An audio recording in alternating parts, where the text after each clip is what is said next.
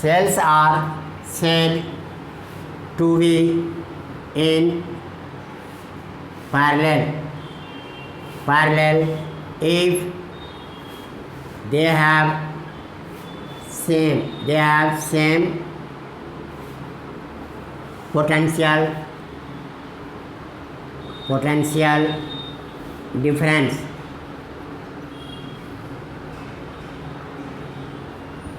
यदि सेल्स के सारे पोटेंशियल डिफरेंस सेम है, दे आर सेम, तो मान लो कितने भी सेल लगा दो लेकिन पोटेंशियल उतना मिलता है जितना हमें रहते हैं, तो उसको हम सेल्स इन पैरेलल कहते हैं। Second point, when positive terminals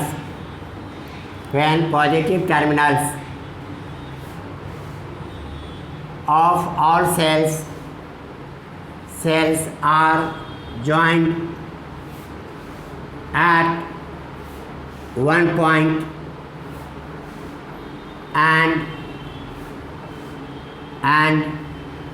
negative terminals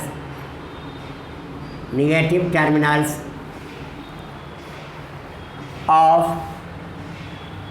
all cells are joined at second same point. Second point, then they are in parallel, तब उसको हम कहते हैं ये हमारे पैरेलल्स में है।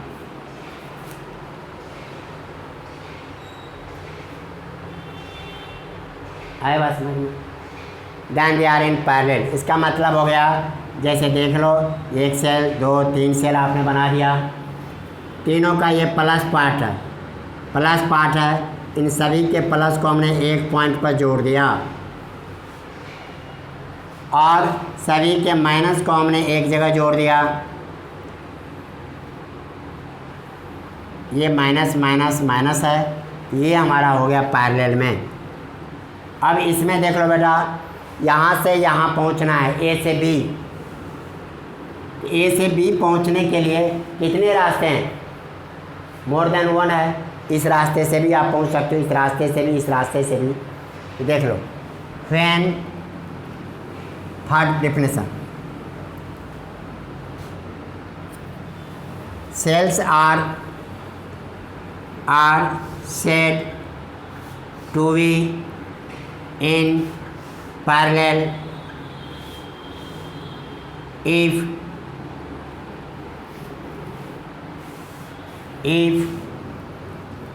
one can proceed from one point to other point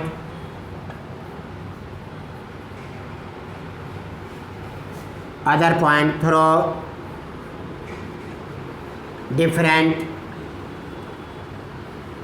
different paths। यदि कोई एक पॉइंट से दूसरे पॉइंट से तक पहुंचना है और अलग अलग रास्ते से जा सकता है, then they are in parallel। Have you noted? अब आपके फोर्थ पॉइंट में आ जाओ।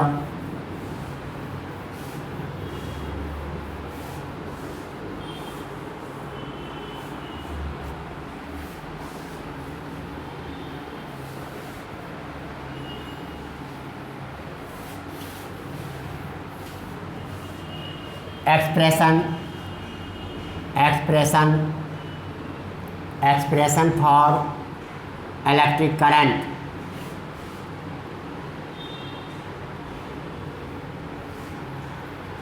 सबसे पहले हम डायग्राम बना देंगे।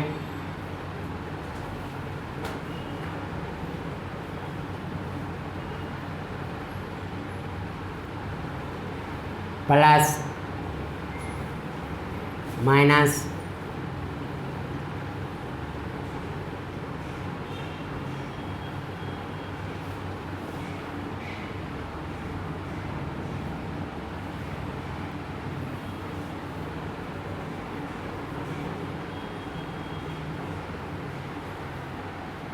ये हमारा स्विच है हमने लिखे क्लोज स्विच है हमारे पास।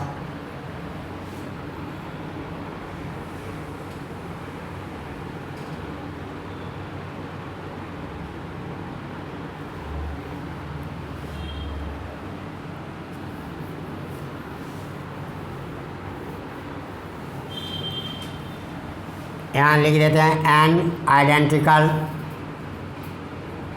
Sales in parallel. डायग्राम के नीचे आपने लिख दिया एंड यहाँ डॉटेड लाइन है, माने बहुत सारे सेल्स लगे हुए हैं। अब यहाँ पर सॉरी एन नहीं एम लिखना बेटा, एन हम सीरीज में यूज कर दिए, यहाँ एम यूज कर देते हैं, दोनों फार्मूला डिफरेंट हो जाएगा, नहीं तो एन इसका है कि इसका है, कन्फ्यूजन होते हैं। The schematic diagram of the situation is shown in figure। अब यहाँ देख लो सभी के EMF ये हैं small r, EMF small r, ये हमारे पास है और ये हमने लिख दिया।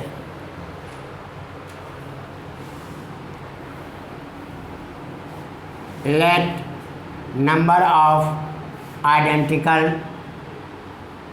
cells this equal to हमने m लिखा, EMF of one cell equal to हमने ये लिखा।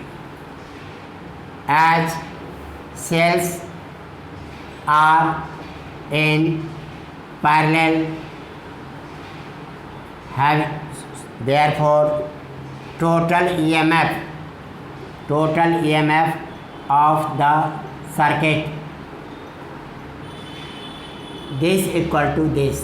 अब देख लो बेटा ध्यान से, मान लो ये A और B हैं, आप यहाँ से इस रास्ते से भी या तो सेम वर्क डन करना, इस रास्ते से भी सेम वर्क डन, इस रास्ते से भी सेम वर्क डन, सारे वर्क डन सेम ही रहेगा दोनों के बीच का, इसलिए हम सभी का EMF एक जैसा होता है। अब यहाँ पर स्मॉल r है, यहाँ हिंट कर दे तो r यहाँ पर हो गया, r ये हो गए, r ये हो गए, इस तरह से आपके सारे के सारे से पैरेलल में होते हैं। Internal resistance of one cell equal to small r। Internal resistance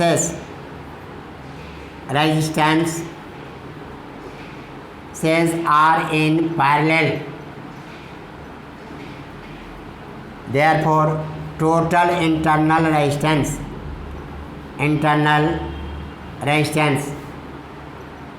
याद करो बेटा, RP बताए थे तो R/M, नंबर ऑफ बताए थे, RP इक्वल टू R/N लिखते थे वहाँ पर, तो RP/R/M।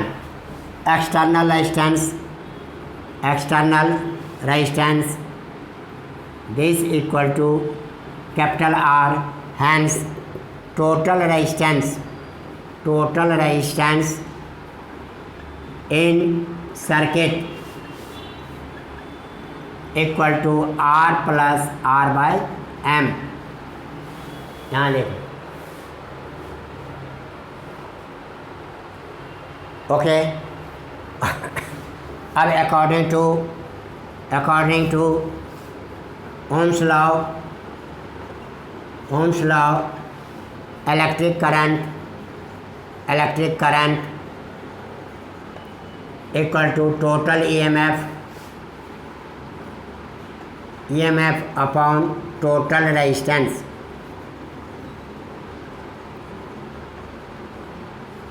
ये हमारे पास आ गया। अब यहाँ स्पेस है, यहाँ लिखो implies I equal to this upon R plus R/M। यही फार्मूला याद रखना। अब आपको इसमें से क्वेश्चन पूछ लेते हैं भीतर से, टोटल इंटरनल रेजिस्टेंस बताओ, तो ये बता सकते हो। टोटल ईएमएफ वही है जितना एक सेल से मिलता है। कहना मतलब पैरेलल में लगा के हम वोल्टेज नहीं बढ़ा सकते हैं। तब कहोगे सर लगाने का फ़ायदा, तो ये अलग करंट देगा, ये अलग, सारा करंट हम बढ़ा सकते हैं। अब यहाँ पर हमने इसके जितने भी लगा दिए, करंट निकल गए आपके। अब आपके सॉल्यूशन करके मैथ में आपको इसको सिंप्लीफाई करेंगे, ये हो जाएगा ME/MR प्लस R, ये बन जाते हैं। अब फार्मूला दे दिया सॉल्व करके मैथमेटिकली, ये फॉर्मेट दे दिया।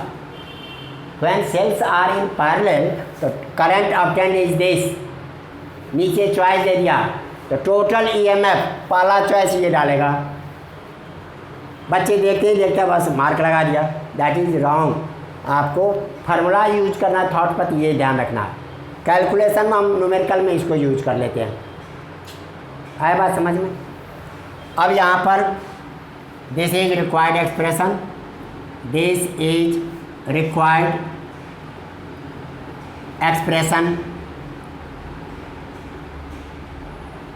यहाँ तक ये आपके हो गए। Now have you noted this side? Fifth point,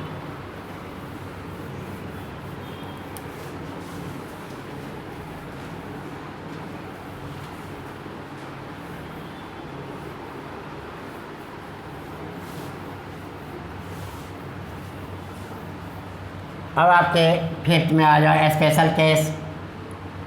special case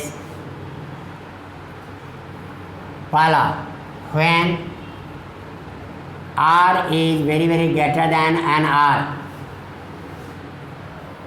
ये मैथमेटिकली देखेंगे आप। MR very very greater than R, so that R is neglected,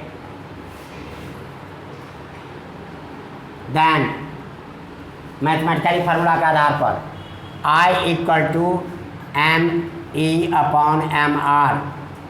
MM cancel हो गया, दिस अपॉन R, ये हो गया आपका current by one cell.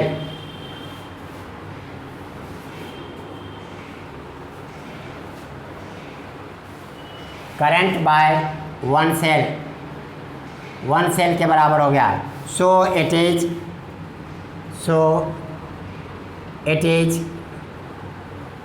is not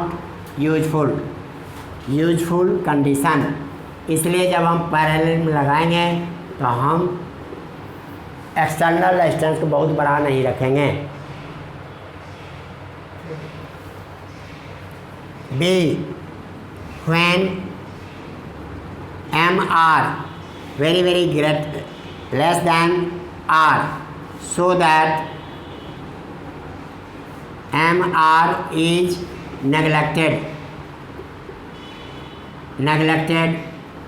then I equal to ME/r।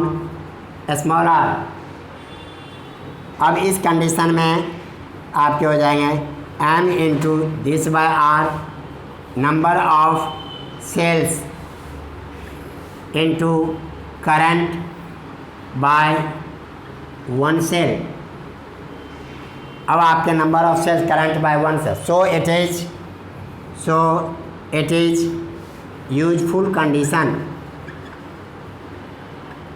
अब आप जितना सेल लगाओगे उतना ही करंट बढ़ता जाएगा। M सेल लगा, M सेल है तो M टाइम्स बढ़ गया। लेकिन शर्त क्या है, यहाँ पर इंटरनल रेजिस्टेंस बड़ा होना चाहिए। उसमें क्या था, एक्सटर्नल रेजिस्टेंस सीरीज वाले में बड़ा होना चाहिए। यहाँ तक आपके ये देखिए। Okay, now 6 point,